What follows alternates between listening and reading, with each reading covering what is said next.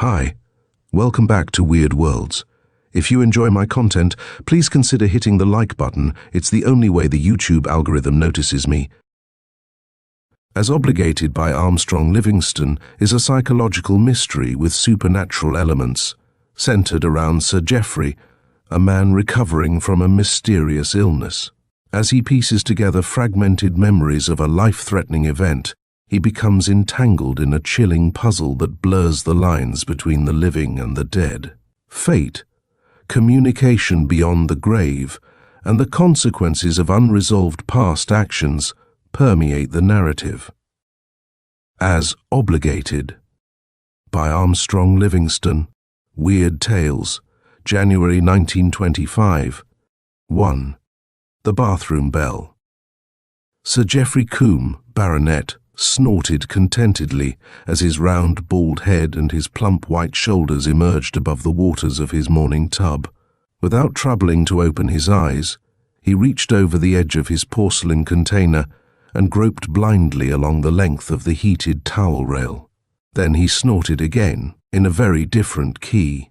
The second housemaid, derelict in her duty, had evidently neglected to place any towels upon the device intended for them. Worse than that, a more thorough examination through reluctantly opened eyes showed that there were no towels in the room at all. Of all life's little misadventures, this is admittedly one of the most annoying. The baronet was on the point of being very annoyed indeed, until his eye chanced to fall upon the button of an electric bell that was placed in the wall at the side of the tub. A sudden smile came to his face instead of the threatened frown, and his blue eyes were twinkling as he reached up and pressed firmly upon the button. "That's one to Hodgkins," he murmured good-humouredly. "I must tell the old chap about it the next time I see him. He'll be tremendously bucked." When he had added this new and perfectly equipped bathroom to the ancient country seat of his fathers, that bell had been a bone of contention between Hodgkins and himself. The baronet, weary of antiquated appliances, had drawn the plans of the room himself to the end that they might be perfect, and with the aid of a London catalogue of modern lavatory fixtures, plus his own vivid imagination, he had succeeded admirably. He was proud of those plans. Of course, the task of executing them had fallen to the lot of Hodgkins, the village plumber. Any other arrangement would have been manifestly improper. Hodgkins was a tradition. Ever since plumbing had been invented, a Hodgkins had been plumber for a Combe, just as a Stubbs had always supplied the meat and a Smith the groceries. The system worked excellently for all concerned. The village profited by the patronage of the hall, and the hall benefited by good meat, groceries and plumbing. Traditions properly adhered to have a practical as well as a sentimental value. Hodgkins had glanced over the plans and warmly approved them. A glow of pride suffused the amateur draftsman's being, to be presently chilled by a growing doubt in the plumber's eye. "You've not allowed for a bell, Sir Geoffrey." "A bell in a bathroom? Don't be silly, Hodgkins." "It's not silly, sir. You'll want a bell there." Hodgkins had jabbed at the neat plan with a sadly maculate finger, and when he removed it, there was no difficulty in finding the spot he had indicated, just where you can reach it from the tub. Handy-like. Absurd. Have you no sense of decency, Hodgkins? Under what conceivable circumstances would a man in a tub want to ring a bell, especially if he knew it was bound to be answered by a housemaid? Hodgkins accepted the implied challenge with gusto. He began to enumerate a series of hypothetical cases in which a bell by the bathtub might be most useful. And when he presently showed signs of deserving the reputation he had in the local Conservative club of being its most eloquent and long-winded member, the baronet threw up his hands in despair. "Have it your own way. I can always tie a bow of pink ribbon on it and pretend it's a mural decoration." "Yes, sir."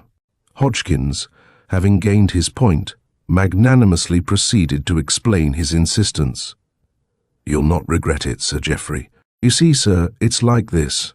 My father always did his best for your father, and my grandfather for yours before that, and now it's up to me to do the best I can for you. So when my judgment tells me you ought to have a bell in that bathroom, I'm just plain obligated to say so." "Thank you, Hodgkins," replied the baronet gravely and not ungratefully. He might reserve his private opinion about the matter in dispute, but he could also appreciate the stubborn determination of the old plumber to do his best for the Combe family. "It is really a pleasure nowadays to meet anyone who takes the interest in his work that you do." Sir Geoffrey, twiddling his toes in the bath while waiting for an answer to his summons, smiled as he recalled that conversation with Hodgkins. The smile faded slowly away as he reflected that quite an interval had elapsed since he rang, and that the water in the tub was getting deucedly chilly. He reached for the bell again, and this time his finger lingered on the button with a pertinacity that he devoutly hoped would cause consternation in the servants' hall.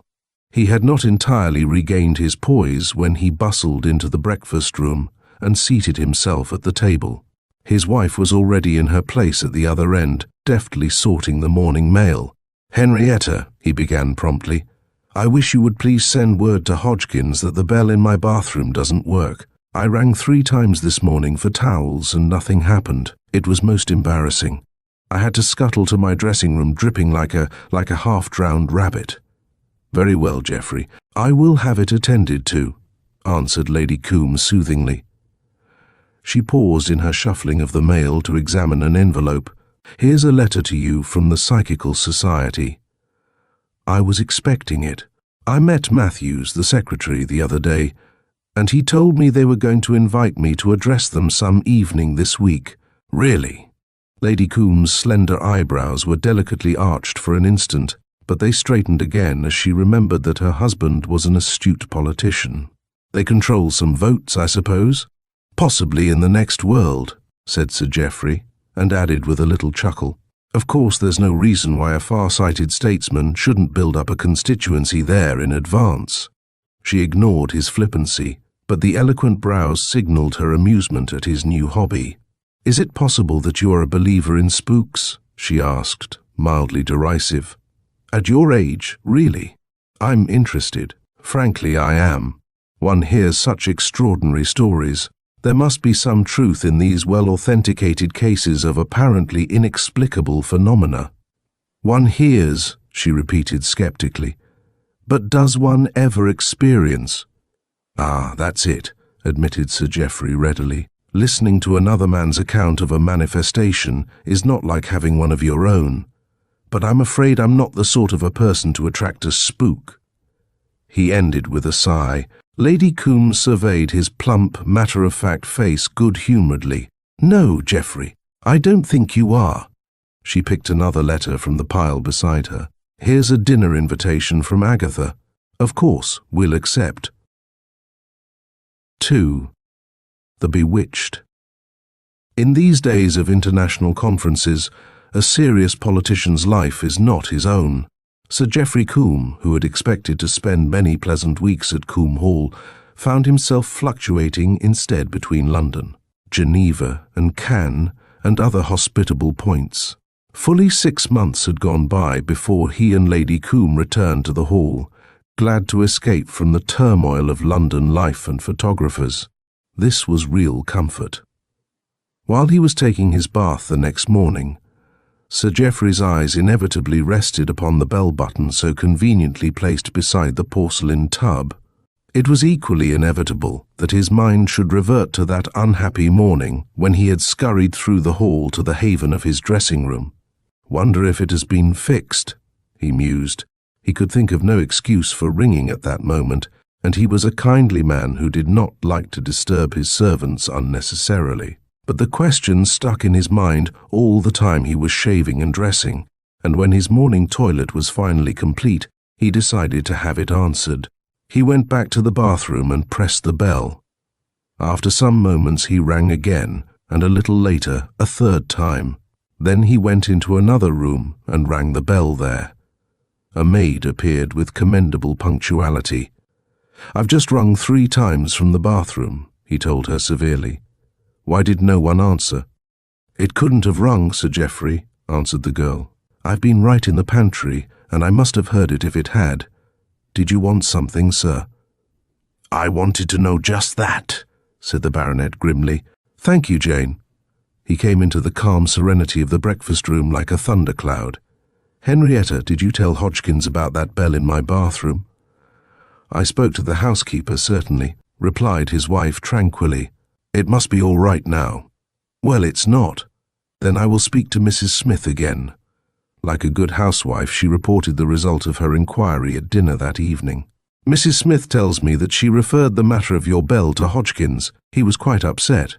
"I'll send him a card of sympathy," said her husband crossly. "I'm upset myself, and can feel for him.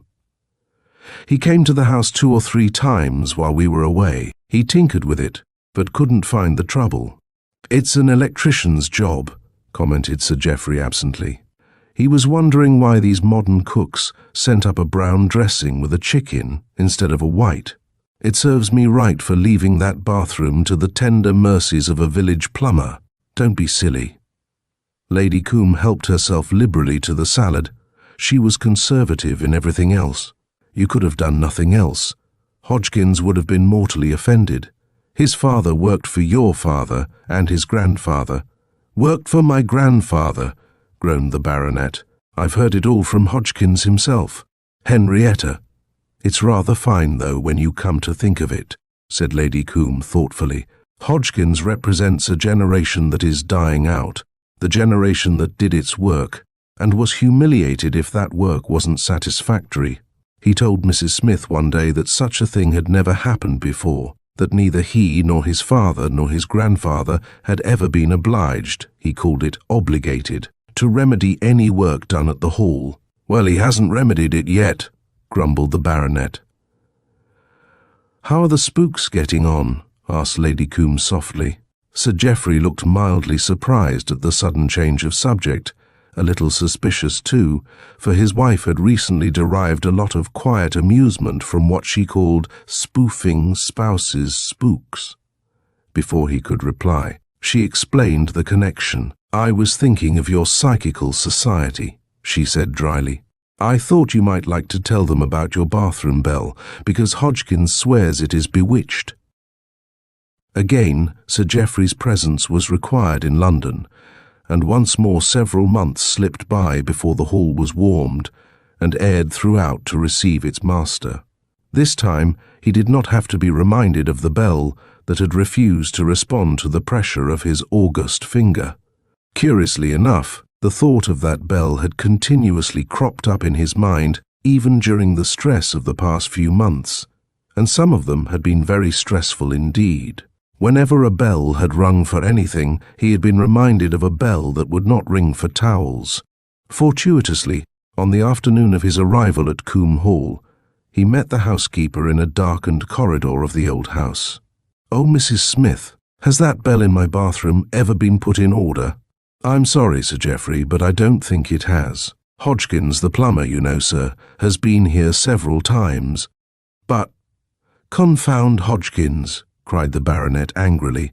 "Hodgkins is an antediluvian fossil who doesn't know a brass washer from a tin bathtub." His voice rose high, and even in that dim light the startled housekeeper could see that his face was growing purple. "Why did you call in Hodgkins? Why didn't you get somebody with some sense? I know that Lady Combe left it to you. Why haven't you attended to it? What are housekeepers coming to? Oh, Lord, why does a sane man have a housekeeper?" He went down the corridor without waiting for an answer to this conundrum.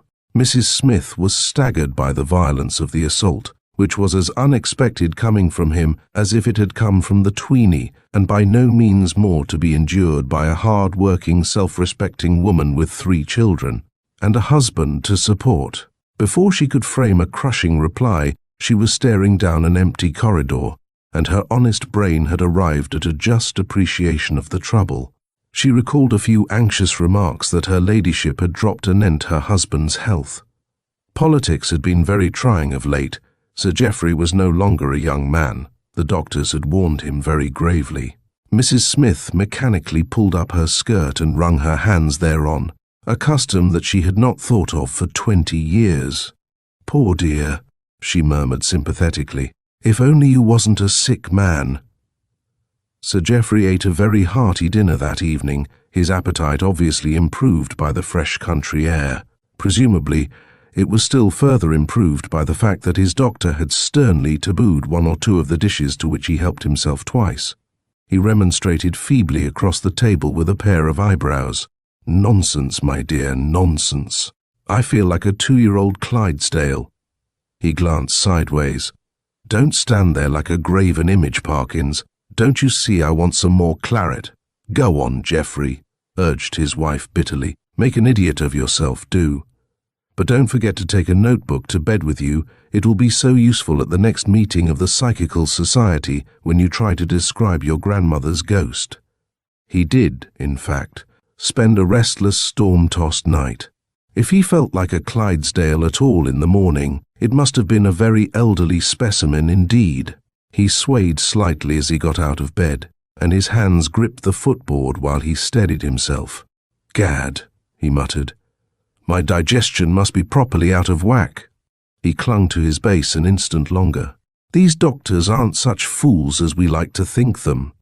A dim memory stirred in him to the effect that a hot bath is good for indigestion. He went to his bathroom, turned on the taps, and ran the tub full of water as hot as he could comfortably bear it. He discarded pajamas and wrapper, kicked off his slippers, and luxuriously submerged his body in the warm depths. He hardly knew what happened after that. A terrible pulse throbbed in his brain, a mist swam before his eyes, a chill raced from his head to his feet. Vaguely, he realized that he was ill, very ill, dangerously ill. Frightened, he flung a finger toward the bell beside the tub, and as he pressed it, he remembered that it did not ring. That was his last thought before he lost consciousness. The room circled about him, a panorama of porcelain and white tile. His body relaxed into the tub, and the agitated water presently calmed above his face. 3. As obligated. That was the beginning of a serious illness for Sir Geoffrey. A month, 2 months passed. Life fought against death. The grim shadow hovered dangerously close for a time, then lifted, then returned again to frighten the watchers by the bed, and finally drifted away to bide a better opportunity. June found Sir Geoffrey able to sit up in his own room. In July, the doctors permitted short excursions in a wheeled chair through the beautiful grounds of Coombe Hall. It was on a sunny morning in the latter month that the invalid first betrayed an awakening interest in his surroundings. Through the lingering days of convalescence, he had led an apathetic, almost somnolent existence, answering with a perceptible effort when spoken to, and never speaking of his own initiative. But this morning, warmed by the sunshine, his tired eyes brightened, and a touch of colour crept into his sunken cheeks. He lifted his head and spoke over his shoulder to the old ex-soldier who was quietly propelling the chair. "Saunders, I'm bored with this confounded park. Are you strong enough to wheel me as far as the village?" "Plenty strong enough, Sir Geoffrey." "Bless you, sir. You don't weigh no more than a feather, and these new chairs move along at the touch of a finger." The touch of a finger. The phrase struck upon Sir Geoffrey's ear with odd force, and he idly pondered the words while he was rolled along. He vaguely felt that there was some dormant memory in his mind that should have been awakened by their sense, but the memory stubbornly remained asleep. Presently, with the impatience of an invalid, he gave up the futile effort to recollect. They proceeded slowly the length of the beautiful drive, passed through the handsome gates, and slipped into the main street of the neat little village that lay beyond. Women and children came to the doors of the tidy cottages. Men stopped their work to grin bashfully and touch their hats. One and all, they were glad to see the baronet out again, and he, brightened by their welcome, nodded and smiled in appreciation. But suddenly, as they came abreast of a small shop, he straightened in his chair and spoke sharply to his attentive nurse. "Hullo, Saunders, what's this? Why is there a new sign over Hodgkin's place?" "Hodgkin, sir? Why, he's been dead this matter of 2 months or more. Went out very sudden, sir. I think the doctor said it was his heart. His widow sold the business, sir, and that's why there's a new sign over the door." "Dead! Hodgkin's dead!" Sir Geoffrey's voice was shocked. "I'm very sorry to hear that." He was silent a moment, thinking of the man who had taken that path which he himself had so nearly followed. "I would like to see Mrs. Hodgkins, Saunders. Where does she live? Is it far?" "It's right across the street, Sir Geoffrey." The old soldier twisted the chair as he spoke, and in another moment brought it to a standstill before a cottage door. A woman came out, gaunt, dull-eyed, black-garmented. She looked straight at the man in the chair, and there was an appreciable interval between her recognition of Sir Geoffrey and the curtsy she dropped.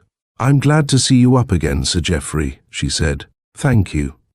Mrs. Hodgkins, I've only just heard of your loss, and I've come to tell you how sorry I am. I did not even know that your husband had been ill." "He was hardly that, sir, but he'd been depressed-like for a few months." She hesitated, and added in a low tone with an edge of bitterness in it, "It seemed to me that he was never the same man since the time that Bell went wrong at the Hall." "Eh? What?" Sir Geoffrey, wincing as if from a blow, leaned back in his chair and half closed his eyes.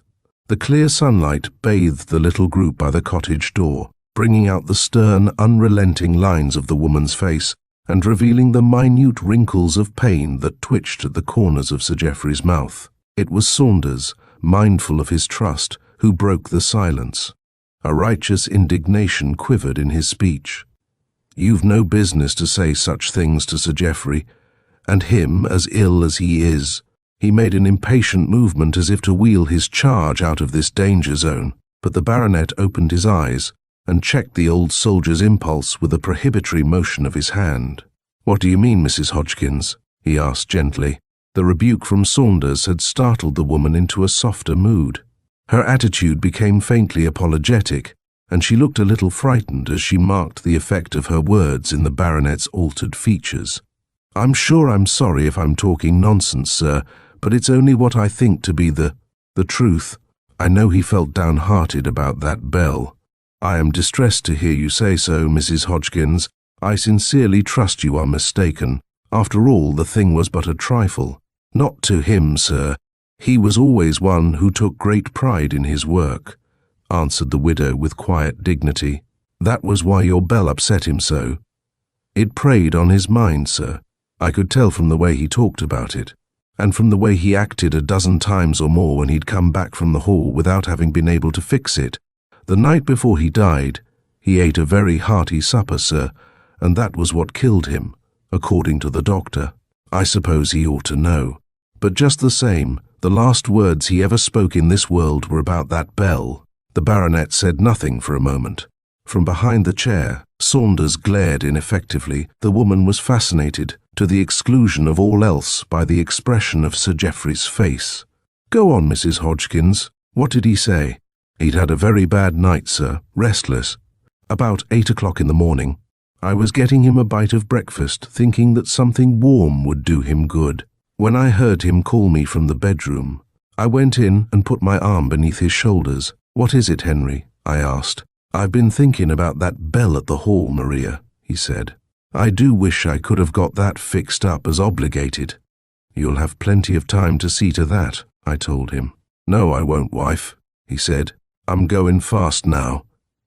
It was on the tip of me tongue to tell him to stop his foolishness, when I felt him stiffen in me arms. His eyes were set, sir, like a person who's listening to something far off. 'He's ringing now, Maria,' he said, sort of as if he was choking. 'Can't you hear him? Sir Geoffrey's ringing now, and he wants an answer pretty bad.' The baronet, his hands clenched on the arms of his chair, waited for the woman to control her emotion. Her worn face was working pitifully. 'And then, Mrs. Hodgkins?' 'Why, that was all, sir. He'd no sooner finished speaking than he fell back dead against my arm.' 'What day was that?' 'May 3rd, sir, a little after 8 in the morning.' Sir Geoffrey tried to think, tried to remember, but presently abandoned the effort. He covered his eyes with one shaking hand. 'It is all most distressing, Mrs. Hodgkins, most distressing. I cannot tell you. You have my deepest sympathy, as you must know. If there is anything that Lady Combe or I can do, you must certainly tell us.' He stammered out the awkward phrases, halted, and abruptly turned to his glowering attendant. 'Back to the Hall, Saunders. I am tired.' He was very still on the way home, so still that the conscientious Saunders wheeled the chair as rapidly as was consistent with comfort. His loyal heart filled with self-reproach because he had ventured to take his charge beyond the confines of the quiet park. But beneath the surface calm, the invalid's mind was working rapidly, and he was no sooner back in his own room than he spoke crisply to his faithful companion. "Saunders." "Yes, Sir Geoffrey. What day was I taken ill?" "Well, sir, I wasn't here then, you must have heard." "Yes, sir, so I have. The other servants have mentioned it. It was May 3rd, sir." "That's what I thought, but everything seems so hazy. Saunders, I want you to do something for me." "Yes, Sir Geoffrey."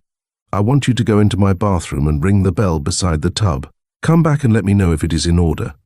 "Yes, Sir Geoffrey." At the end of 5 minutes, Saunders returned from his mission. "It is not, Sir Geoffrey. I tried it twice and waited, but nobody came." "Thank you, Saunders. That is all." The convalescent was very quiet for the rest of the morning and for the better part of the afternoon. Yet it was not the quiet of an invalid who is fatigued so much as the quiet of a man who is deep in thought. At 5 o'clock, he volunteered to Saunders the information that he felt much stronger. At 6, the whole household was electrified by the announcement that Sir Geoffrey had sent for the mail which had accumulated during his illness. He was hardly halfway through the pile of correspondence when 7 o'clock arrived, and with it his evening meal of weak tea, toast and soft-boiled eggs. In their wake came Lady Combe, whose custom it had been to have a tray in her husband's room since he had been able to sit up. She opened his eggs, buttered his toast, and fussed about him generally until she was assured of his comfort. "You're feeling better, Geoffrey?" "Much better, my dear." He continued to slit envelopes. "By the way, Henrietta, how long have I been ill?" "Since May 3rd. The doctors warned you, you know, and they think the hot bath you took that morning." "Ah, yes, that bath. I can't seem to remember much after I got into it. I lost consciousness, I suppose." "Lost consciousness? My dear Geoffrey, you nearly drowned. The servants heard you ring, thank heaven, and got you out just in time." "They heard me what?" "Ring. You must have rung just before you fainted." "Then the bell rang?" "Of course." "Oh," she suddenly remembered. "I'd forgotten. It was that bell which gave poor Hodgkins so much trouble, wasn't it? He must have fixed it just in time." "Oh, Geoffrey, suppose he hadn't. And now he's dead." "Did you know that, Geoffrey?" "Yes, I heard so today." The answer came from him mechanically. He had been opening letters while they talked, and at that moment he had reached one which he held for a second in his hand. He was not given to premonitions, but he was seized with a perfectly genuine one as he read the neat letterhead at the top of the sheet.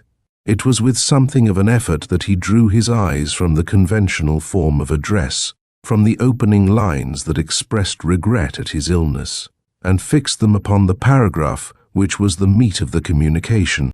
"I must tell you something which I am sure will interest you very much, as I have often heard you wish that you personally might receive some message from the other side.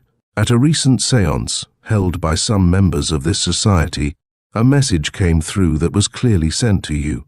It was very indistinct, very cloudy, as though coming from one who had only just passed over. The name of the sender was doubtful. It might have been Hodges or Hopkins. The message itself was quite incoherent. It seemed to refer to a bell, and 2 words, steadily reiterated, finally resolved themselves into "as obligated." It will be most interesting if you can throw any light on this evident attempt to communicate. Sir Geoffrey, a little shaken, stared at the letter. He continued to stare until his wife reminded him that the eggs were getting cold. End of As Obligated by Armstrong Livingston.